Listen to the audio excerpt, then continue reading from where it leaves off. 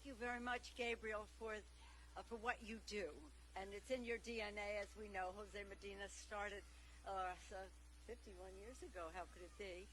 And you carry on that tradition. I come here to pay my respects and to say thank you for what you do, but also to listen to our VIPs, our people who are experiencing this, who know firsthand what they need and how they can receive it, and can be messengers to other people to take advantage of these opportunities. I thank Mabel Aguilar for her leadership in all of this, because she has been such an important, we'll be hearing from her as well. But Gabriel, thank you. You are a leader, and you said the things that are so important. La Raza is a perfect bridge to people, to the community, culturally, linguistically appropriate, and not only that, on the forefront, a model for other organizations as well to follow. So when we put forth a bill like $101.9 trillion in the rescue package, and it comes down to billions to the state, millions to the city, how it reaches people is really what is important. So I'm glad the press is here today, because you can be the messengers too, because an initiative isn't successful unless people take advantage of it. And that's why our VIPs here telling their story will give people confidence. Oh, that's like my story. I'll apply for this as well. The housing issue is one that is a values. It's not even an issue. It's a values, an ethical issue. It's in the Gospel of Matthew. When I was homeless, you gave me shelter. When I was a stranger, you took me in. For me and my family, my father was mayor when I was from first grade to when I went to college, and my mother, as First Lady, had as her issue housing. And she said, and I was so pleased that when she passed away, the Baltimore Sun, the paper there, to our friends in the press, the paper there quoted her in their obituary that she said, how can we teach children love and respect when we don't make sure they have a decent place to live? And that was what this fight was about for us these past weeks. Not only will they have the impact of losing housing, but uncertainty of what school they would go to.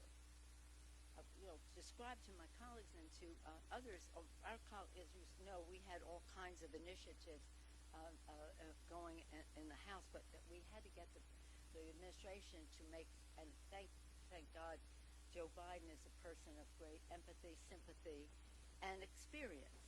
He knows the people. He has authenticity in that regard. But the very picture of children, families with their baby cribs and their belongings out on the street, we've seen it here, even before COVID. And that people can take that. How are you going to find another place when you have an eviction? Well, we have to, that isn't right. So hopefully this period now, we're in the courts, of course, and who knows what happens in the courts, but the president has given the imprimatur that people should not be evicted. And the money is out there, $56 billion spread around the country to be delivered to renters and to landlords, whatever the system is that is set up, but for sure to the renters, so that they will not lose their housing. A value for the children, for the families. And again, the outreach that La Raza does is essential to the success of those families staying in their homes, children staying in the schools they go to, not becoming homeless or moving in with other families at a time. This is a public health issue. That was our argument to the court. If CDC is saying we all must wear masks, we all must get vaccinated because of Delta variant, as you mentioned, then why are we not applying that standard also to keeping people in their homes and not having them double up or be on the street, which creates a public health, it contributes to a public health housing. So I just came from Washington. This is my first stop, and I couldn't be happier than to be here for the children. Now they stopped, but their sounds, the sounds of them laughing and jumping around and everything, That is what we're all about, the future for the children. And we cannot be responsible if we are not being responsible to the children. So you didn't hear any, you want me to start all over? All I can say is La Raza is great. We're going to hear now. I'm thrilled to be here to hear the story. I want to praise Gabriel and Mabel for what they do. And now, you're going to be the MC, so I'm going to yield back to you. But with praise for the city of San Francisco is always on the forefront of helping people. And I'm so glad to be here with Eric Shaw, the director of the Mayor's Office of Housing and Community Development. But that honor of introducing him, for that I will yield back. I will yield back to Gabriel. Thank you.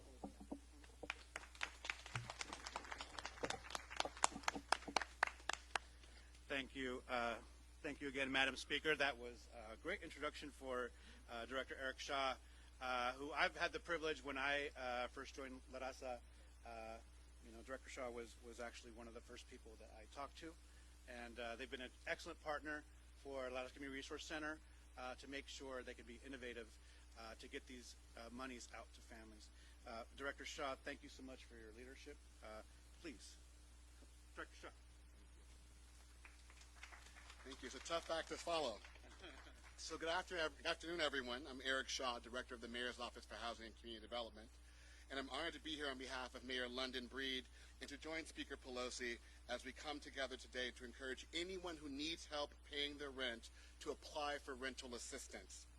Our local rental assistance program has been rooted in community from the very beginning and was designed to keep San Francisco's most vulnerable tenants in their homes. It is thanks to dedicated partners with deep ties to the community that they serve, like La Raza Community Resource Center, that the program is low barrier and community-based.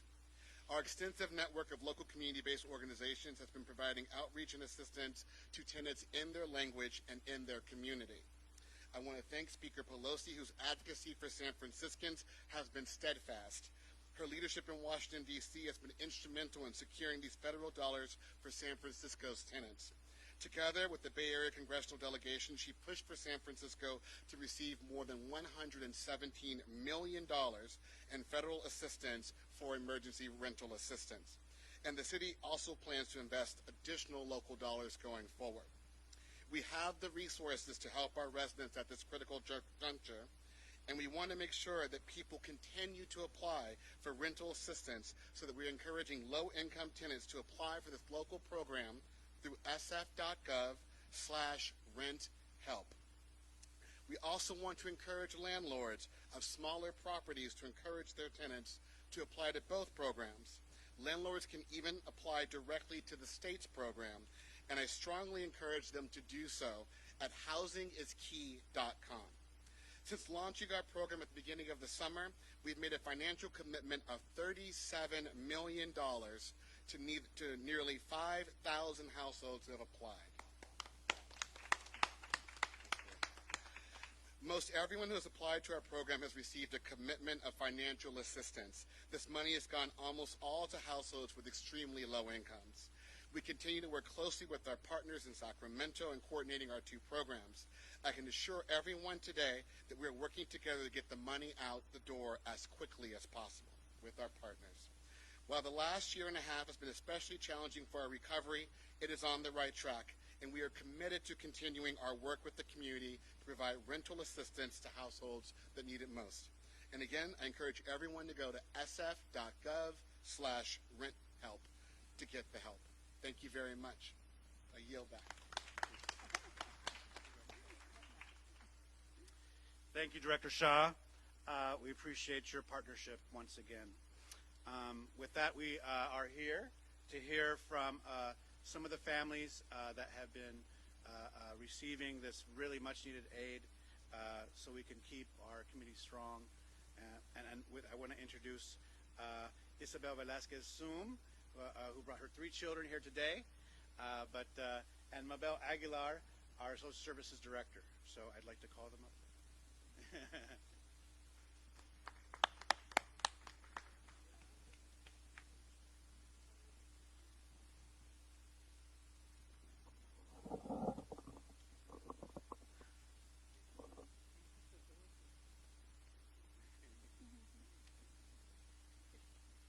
Yo voy a traducir lo que Maynard va a decir.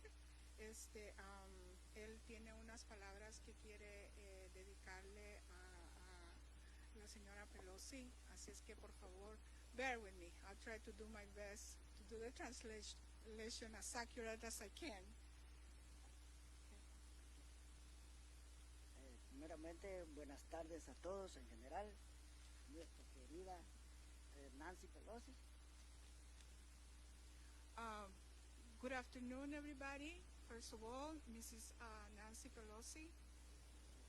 Agradecemos a la ciudad, también especialmente a la raza, por extender la mano a nuestra familia, a nuestros compatriotas, nuestros paisanos latinos, por extender la mano. I want to thank the City of San Francisco and La Raza Community Resource Center for extending their hand in this moment for us to get the assistance needed. Extender la mano a la familia de bajos recursos, porque si no hubiera sido por ellos, nuestra familia corría un riesgo de perder la vivienda donde pasábamos la noche. Thank you for the help. Without their help, we were at high risk to become homeless, my family and my children. So thank you so much for the help that has been provided to me and my family. Gracias a todos por entender, por escuchar la voz de las familias, de nuestros paisanos latinos. Thank you so much for understanding this community, for understanding the Latino community and everybody that is in need of this help. Una vez más, a nuestra querida Nancy Pelosi y a nuestra directora de la raza, una vez más, felicidades, ¿verdad?, por escuchar la voz de la familia de bajos recursos. Once again, thank you so much, Ms. Pelosi, and La Raza, and to me, but I'm not the director. To La Raza and all the staff, thank you. Y a todos.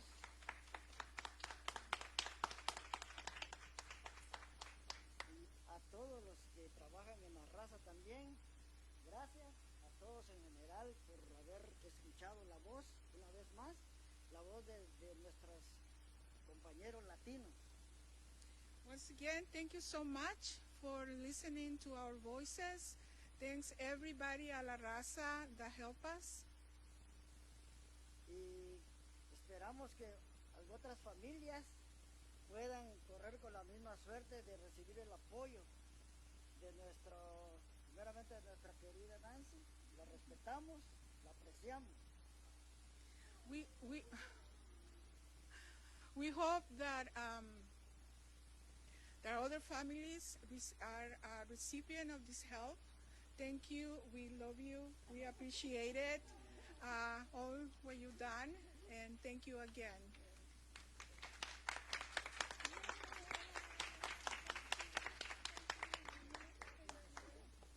I love you too, Minor. Let's see your children. The children are here.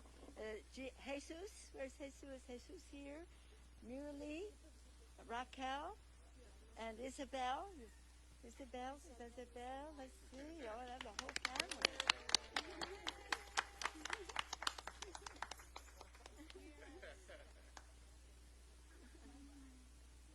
And also we have Wilbert Ukan, who is here. Wilbert, thank you.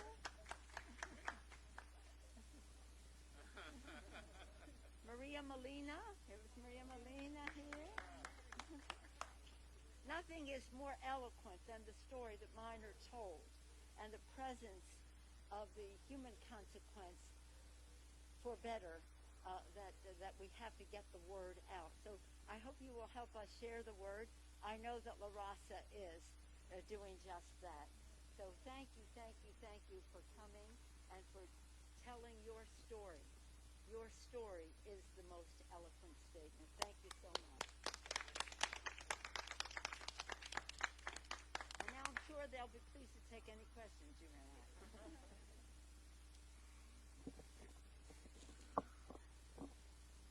And yes, I want to just say Maria Molinero, we miswrote the name, my apologies. Gracias, Maria, para todos. Gracias para venir y para la familia. And, Speaker Pelosi, I guess we want to do a closing, or we take any questions. Speaker Pelosi, we'd love you to close us out a little bit more, and thank you so much for joining us. Thank you so much. Well, thank you again very much, Gabriel, for your extraordinary leadership. Many of the challenges that we're facing with COVID existed before, and you have been addressing them historically and in real time as well. So you know what we need to do. You know who we need to help, and you know how to do it. So let's thank Gabriel and again the La Raza for the work that they are doing. They really are a model of national significance to the country. That's why we are here. And again, nothing more eloquent than the personal stories. This is part, I just want you to know, this is part of our Build Back Better that President Biden has put forth. This morning, this morning our time, the Congress passed an infrastructure bill, which will create good-paying jobs, and we're happy about that. But the total vision is about not only building physical infrastructure, but building human infrastructure. And the CARES legislation that we have as part of the rescue package, and now as we go forward with the budget, which the Senate has put forth their version of values. A budget should be a statement of our national values. What's important to our country should be reflected in how we allocate our resources. And that's why when we're talking about housing and the well-being of children, we have in the next legislation that we will be debating a major transformative commitment to child care, affordable quality child care. We have a major commitment to home health care, a major commitment to not only enable people to go to work, but somebody's caring for their families at home, whether it's a person with disabilities, a senior, or a child, but that those workers are well paid and respected for what they do. In fact, I hope they would even be unionized. That's my hope. In addition to that, we have pre-K, universal pre-K, children learning, parents earning. So the vision that the president has in the House, the congressional Democrats share, is about a better future, about building back better with more people participating in the economic success of our country. With equity, whether we're talking about building a highway or taking one down, which has separated communities before. It's about being better, building back better. I like to say building back better with women, because many of these initiatives enable women to be more strongly in the workplace. And I only named a few of the things. Workforce development initiatives, investments in education, major investments in housing, affordable housing. Those needs were there before, as we all know, before COVID, but nonetheless, we see in this emergency situation a justification for hundreds of millions, did I say millions? Hundreds of billions of dollars for affordable housing. So the list goes on, and at the same time, for the children, we have to do so in a way that is green and sustainable, so that we are responsibly handing over the planet to the next generation. And as you know, it has become urgent. It's a health issue for the air that kids breathe and water they drink. It's a jobs issue, green, good-paying jobs with all that goes into enabling many more people to participate in those jobs. It's a security issue because of drought and famine and other things. The competition for habitat and resources is a security issue, and it's a moral issue. If you believe, as do I, that this is God's creation and we have a moral responsibility to be good stewards, then you know we have to do this. But even if you don't share that particular approach, we all know we have a moral responsibility to our children and their future to hand off the planet in a way. But it's not just about tomorrow. It's in the here and now. So all of this about building back better is transformative. It's not incremental. It's transformative. It makes a bigger difference, and it does so for the people. So that's why I said when I came here, I came to say thank you and congratulate you and urge people to participate by coming forth and applying for this, but also to listen, to take these stories back. When Gabriel was introducing me, he was introducing me as a congresswoman from this district and referenced that I was also Speaker of the House. As I say to my members, no matter what title you may give me, whether it's whip, leader, or speaker, no title means more to me than being the member of Congress from San Francisco.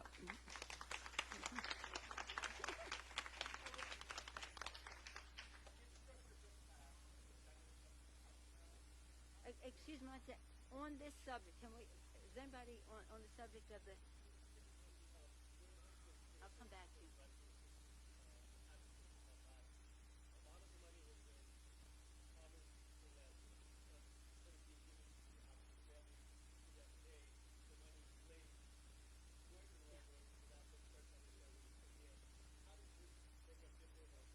Well, if you would like to explain that, Eric, I mean, I can, but let's have it what it means locally here. But that's exactly the right question. Thank you for that. So in San Francisco, our local program, the tenants apply directly in partnership with the community-based partners. The payments and the rent do go to the landlord to excise the rent. But we've been leveraging the state programs, the city anti-eviction programs to make sure that we get the dollars into, that the tenants are empowered to make sure they're getting the resources themselves, that they're partnering with the CBOs, and that the landlords are partners in this as well to understand the rights and resources coming to tenants to make sure they stay in their homes. And so we have an anti-eviction message as well. We're partnering closely with the CBOs and the landlords, but for for San Francisco, this is a tenant-based program which the tenants apply directly for the assistance.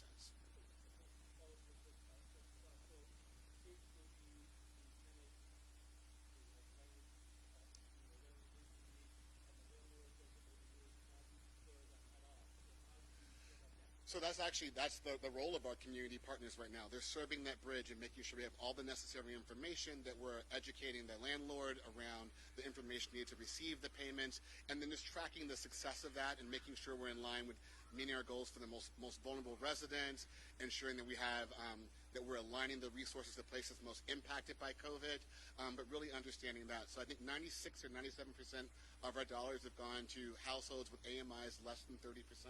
So really showing that we're targeting these resources to those who need it most and letting them know to ask for that assistance, apply for that assistance. And so La Raza has been a great partner in that space as well. Yeah, sure. Yeah, I could tell, and I know many of our rental assistance champions are here today. But yeah, it's definitely very tenant-based, and the city's really helped us by making sure that we're not just doing debt relief to benefit the landlord, but to do 3 months of rent in advance so that, it can stabilize their housing for those 3 months in advance. So, they have their options what to do. So I think that's been very helpful. Also minimizing the paperwork, minimizing and letting us streamline to get things to families was also really, really important to get these monies into the hands of our tenants. So, and certainly connecting to nonprofit agencies like La Raza and like many of the other partners that are community-based. We're able to give them all kinds of counsel advice, and they tell us their tenant issues. If I just may put this in a little perspective, Maxine Waters put this in last year. She was fighting for this all last year, and we finally really got it toward the end of the year. And it was to help the tenants. And to help the tenants, there's a benefit, obviously, to the landlords, too. And so $56 billion. I mean, that is an enormous amount of money, the likes of which we had never seen for this purpose.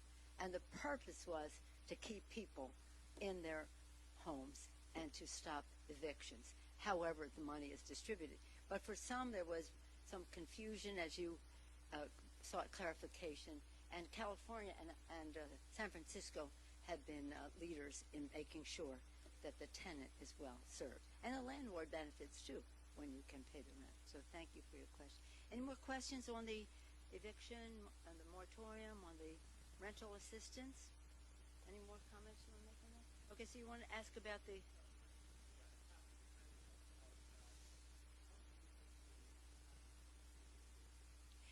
the question is, in case you didn't hear, is the Senate, the infrastructure, the bipartisan infrastructure bill passed the Senate this morning.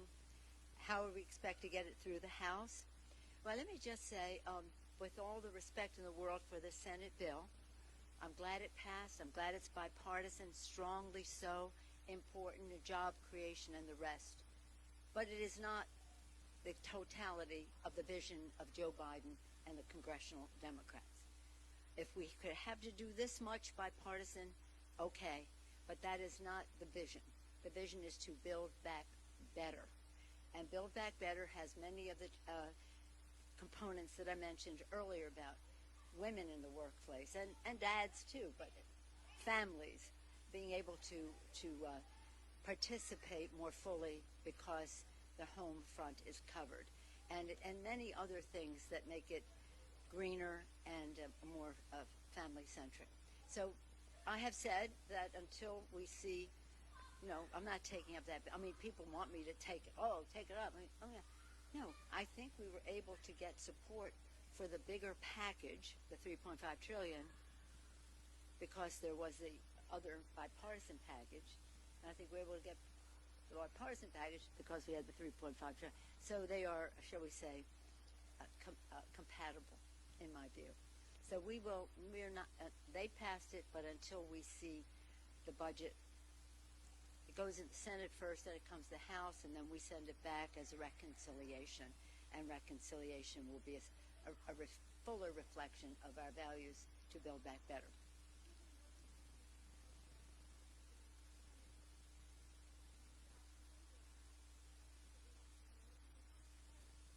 Yeah.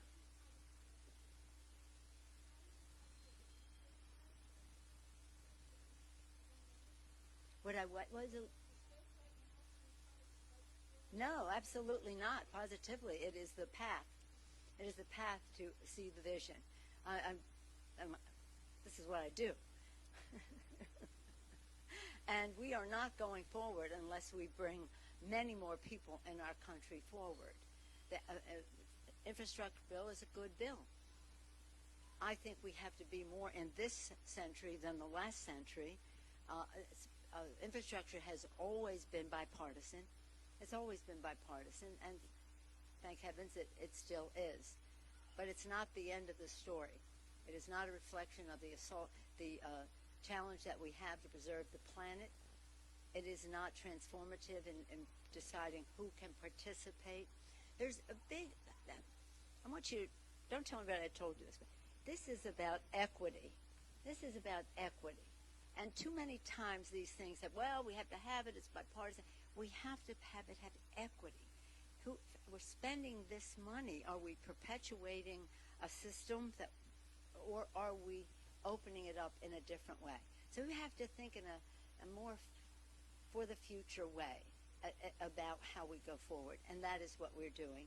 And we hope that it would be bipartisan, but we are doing it under reconciliation because we only need 51 votes in the Senate. Now, to your first point, somewhat more, somewhat less, that's called the legislative process. But whatever we get, it's going to be so much more than ever was imagined, proposed, or successfully enacted, and that's because of the election of Joe Biden and a Democratic Congress. Joe Biden has been so remarkable, so just, I want to do bipartisanship, but I'm not abandoning my vision, and we're not either. Thank you. Thank you. Oh, sir. Do you have to? Oh.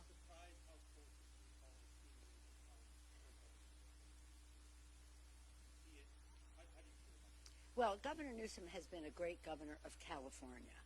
I'm very, very proud of his leadership. I brag about him all over the country and in the Congress because many of the initiatives here in California, as well as in San Francisco, are really models for the country. They are of national significance, in terms of their grasp of the need and their, again, what is your vision? What is your knowledge? What is your plan?